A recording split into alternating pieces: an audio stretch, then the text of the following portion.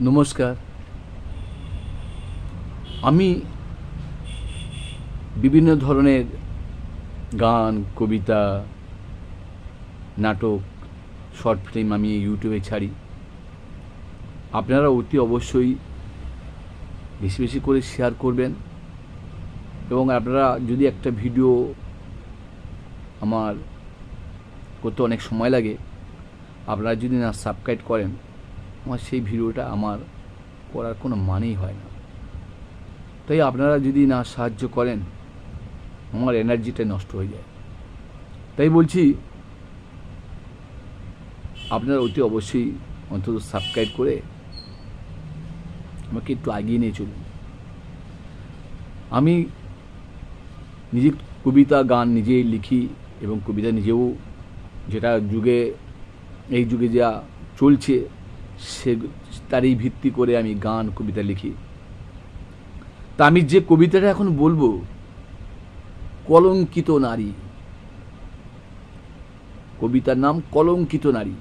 অবশ্যই শুনুন, আশা করি ভালো লাগবে। আর যদি ভালো লাগে, আপনারা অতি অবশ্যই সাবস্ক্রাইব করবেন। আমার আর কিছু বলার নেই। তা কবিতা শুনুন এবারে। ঘরের বউ নয় তো ভালো, হয়ে গেছে এখন ড্যাংরা। নানান রোগে ঘিরে ধরেছে, হয়ে যাচ্ছে এখন খ্যাঁকড়া।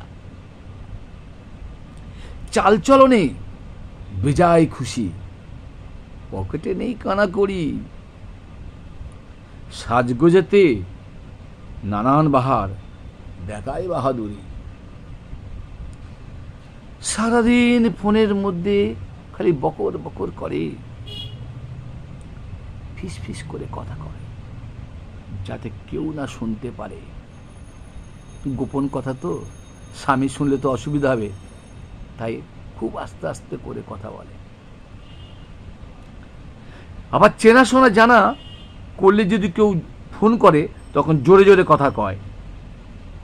এমন জোরে কথা কয়, তখন সব শোনা যায়। ঘরের কথা না শুনে পরের কথা শুনে। ঘরের মানুষ পর হয়েছে, কাউকে না যা চেনে। যখন তখন বেরিয়ে যাচ্ছে একটা ফোনের ডাকে। খেয়াল খুশির মতো এসে গেটের সামনে হাঁকে। হঠাৎ এখন জেগে উঠেছে বাইরে ঘোরার ইচ্ছে। বুড়ি বয়সে কচি সাজার, দিন রাত খালি সাজছে। ড্রেস পাল্টাই ঘন ঘন,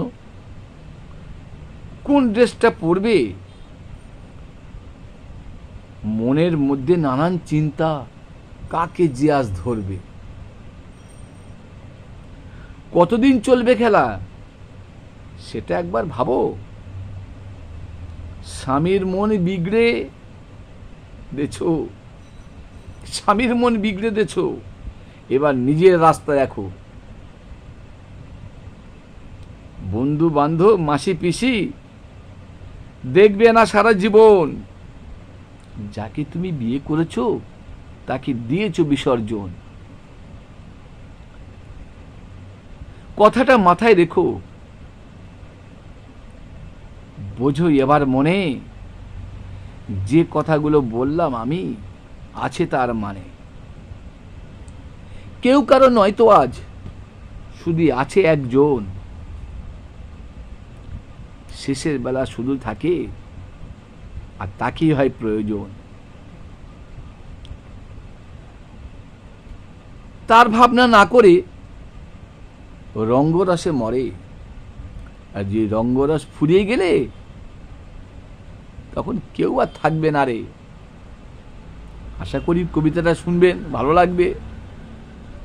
এইটা হচ্ছে কি, এই কলিযুগের মেয়েদের এরকম ভাবগতি, স্বামীকে অমান্য করে নিজেকেই মানে ফুর্তিতে মেজে আছে। যখন যে ফুর্তি শেষ হয়ে যাবে, তখন যে আর কেউ পাত্তা দেবে না, সেটা একবার চিন্তা করে না। তা আমার এইটুকুই কবিতা, আপনারা অবশ্যই শুনবেন, আশা করি ভালো লাগবে।